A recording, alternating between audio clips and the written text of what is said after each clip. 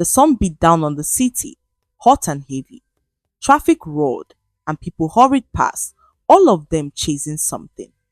In the midst of the chaos, a thin girl walked slowly. Her slippers were worn, and her stomach was empty. Her name was Kemi. She was 17, but hunger and sorrow made her look much older. She had no home, no parents, just a small nylon bag she carried with her. That morning, she had begged for hours. Some people ignored her, some hissed at her. One man handed her a half-eaten meat pie. She whispered, "Thank you," and carefully saved it. As she walked under a bridge, she froze. There, lying on the hard ground, was an old woman.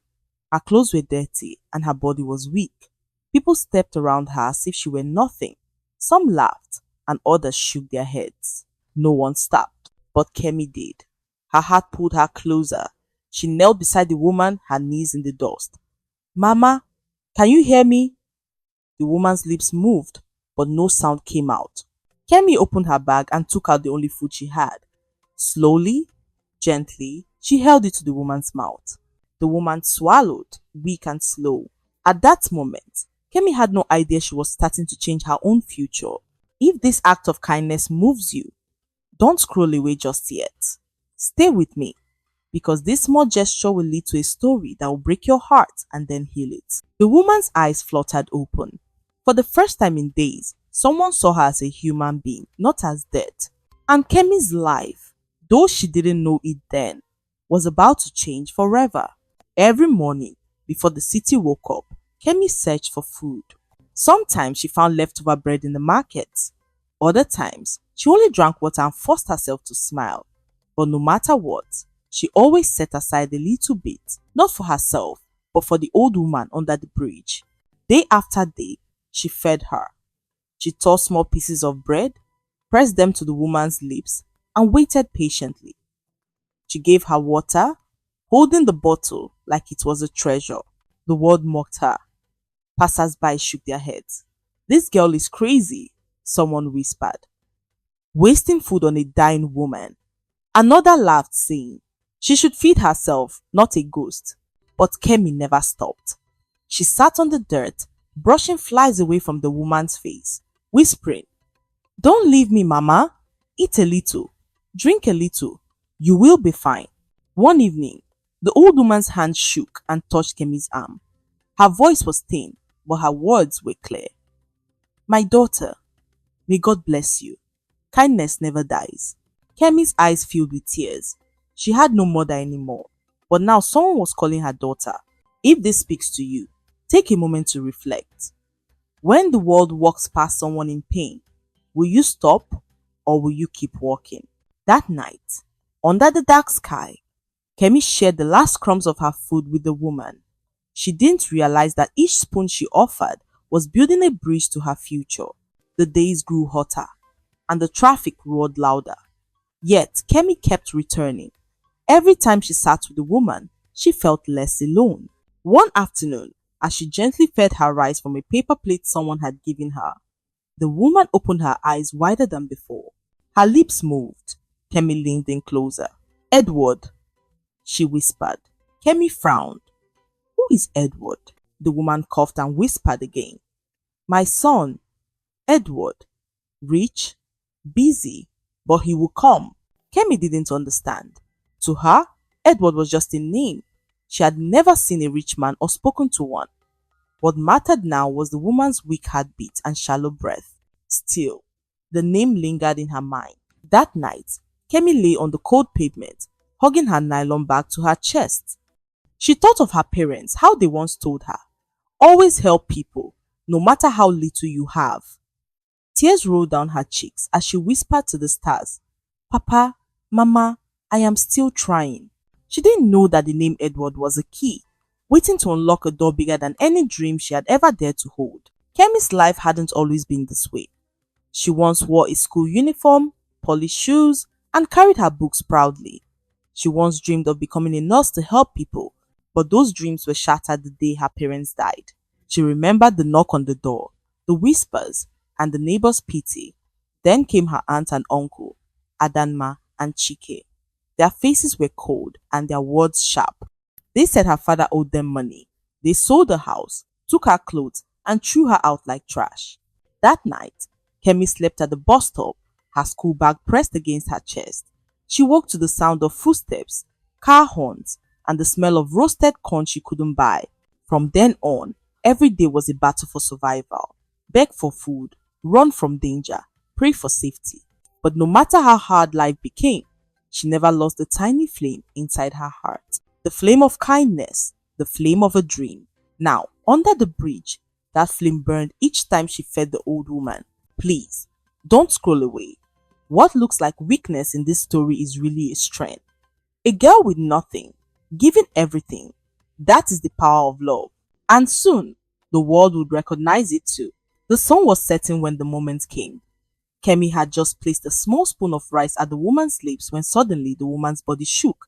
Her eyes rolled back and she collapsed against Kemi's lap. Mama, Mama, stay with me, Kemi cried, panic rising in her chest. Her hands shook. What could she do? She had no money, no family, no one to call. Then she remembered the name, the whisper, Edward. The woman had once spoken a phone number slowly and clearly. Kemi had written it on the back of a dirty paper she kept hidden in her bag. With trembling hands, she pulled out her tiny cracked phone and dialed. Hello? A deep, calm voice answered. Kemi's voice broke. My name is Kemi. I found your mother under the bridge. She is weak. I've been feeding her, but now please, she needs help. Please come. The line went silent. For a moment, Kemi wondered if the man had hung up. Then his voice returned, sharp and urgent. Stay with her. I'm coming now. Kemi looked at the woman in her lap, whispering through her tears. Hold on, Mama. Your son is coming. It felt like only minutes passed before the roar of engines filled the area under the bridge. A black SUV, shiny as glass, pulled up fast. More cars followed. Kemi blinked, her heart racing. She had never seen anything like it. Men in suits jumped out, rushing forward. Then one man stepped out, tall and commanding, dressed in a sharp suit. His eyes scanned the crowd and landed on the woman in Kemi's lap. Mama, he cried, his voice breaking. He ran, dropped to his knees, and gently touched her face. Mama, can you hear me? Her eyelids fluttered. Edward, she whispered faintly. The man's face crumbled with relief. He turned to Kemi. His eyes, intense, softened when he saw her dusty dress, thin arms, and trembling hands. You called me? Yes, Kemi whispered. She was alone. I gave her my food, but she needs more than I can give. His jaw tightened. Thank you. You saved her. The man lifted his mother carefully, wrapping her in blankets. Edward looked at Kemi again. Come with us. Kemi blinked. Me? Yes, you found her. You stay. His voice was firm, leaving no room for refusal. Kemi climbed into the car, her heart pounding. For the first time, she was not just a beggar under the bridge. She was part of something greater. The hospital was bright, cold, and full of rushing footsteps. Doctors and nurses surrounded Edward's mother. Machines beeped and doors slammed. Kemi stood frozen, clutching her water bottle tightly. Edward placed a hand on her shoulder. Tell me everything. Kemi explained in short, shaky sentences. How she fed the woman every day, how she gave her water, how she whispered prayers. Edward's eyes never left hers. With each word, something within him shifted. You mean, all this time, you were the one keeping her alive? He asked quietly. Kemi nodded. His throat tightened. He turned away for a moment, blinking quickly. Then he looked back. You are a stranger, yet you did what family should have done. The doors to the world slammed open. She's crashing, a nurse shouted. Edward froze. Kemi's knees felt weak. They both waited, hearts pounding, until the doctor finally returned. She's stable. For now. Edward exhaled, his shoulders sagging with relief. He turned to Kemi again. Whatever happens, I will not forget what you've done. You saved my mother's life, and now I will save yours. Kemi's eyes widened. She didn't understand. but her heart whispered that something big was about to change. When Madame Veronica finally opened her eyes again, her voice was weak, but her words were clear. She asked for Kemi. The girl stepped closer, her hands shaking. My daughter, Veronica whispered, smiling faintly. You gave me life when I had nothing. From today, you are mine too. Kemi's chest tightened. No one had called her daughter in years. Her own mother's face flashed in her memory, then faded like smoke. Tears filled her eyes. Edward placed his hand on his mother's. You're safe now, Mama, I promise. Then he turned to Kemi. Come with us. You will not sleep under a bridge again. Kemi froze. Me? No, I don't belong in your world. My place is in the dust. But Edward's voice was steady. Never again. Not while I am alive. That evening, the SUV rolled past toll gates into a vast white mansion. Kemi gasped. Fountains sparkled, chandeliers glowed, and marble floors shone. She clutched her nylon bag tighter, her torn slippers brushing against the clean tiles. Inside, everything felt like a dream. Veronica reached for her hand. Welcome home. Don't stop reading here. What begins as kindness under a bridge is about to rise higher than Kemi ever imagined. But shadows from her past were already waiting. Word spread quickly. Adama, Kemi's aunt, heard the news first. She slammed her hand on the table, her voice sharp. That girl we threw away is now in a mansion. She will ruin us if she speaks. Chike, her uncle, sipped his drink and smirked. Then we ruin her first. We'll call her a liar and a thief. No one will believe a street rat over us.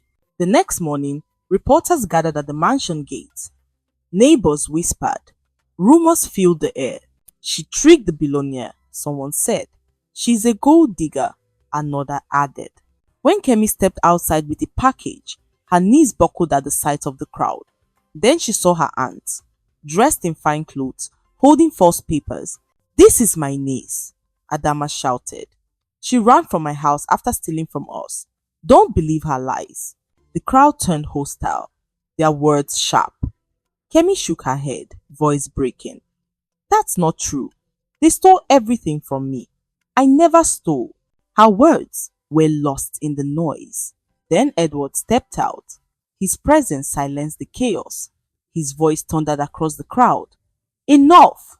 This girl saved my mother's life when you all passed her by. She's not a thief. She's my family. Adama's lips tightened. Fear flickered in her eyes, but her greed was far from finished. The mansion fell quiet again, but storms still raged inside Kemi's heart. Could she truly belong here? Could she overcome the lies? Days turned into weeks. Edward brought in tutors for her. Veronica supported her, calling her the daughter of kindness. For the first time in years, Kemi studied again. She read late into the night, whispering, Papa, Mama, I will make you proud. But her enemies did not rest. Adama and Chike spread more lies. Newspapers printed hurtful words. Still, Edward remained strong. One night, he told Kemi, his voice steady, Peace without you is not peace. You will not live. You will not run. The truth will rise. Exam day arrived. Kemi walked into the hall, her heart racing. She whispered a prayer, lifted her pen, and wrote. Hours later, she stepped outside with a new fire inside her chest. She had done her best. Weeks later, when the results came, Edward handed her the envelope. Her hands trembled as she opened it. Her eyes widened. I passed, she whispered, tears streaming down her face. I got medicine, surgery. Edward smiled and lifted her into a hug. Veronica clapped her hands, crying with joy. And so, the girl who once begged for food under a bridge stood on the path to becoming a doctor. If this story moved you, remember this. Kindness is never wasted. One plate of food, one small act of love can open doors wider than dreams. And it all began with Kemi, a homeless orphan who fed a dying old woman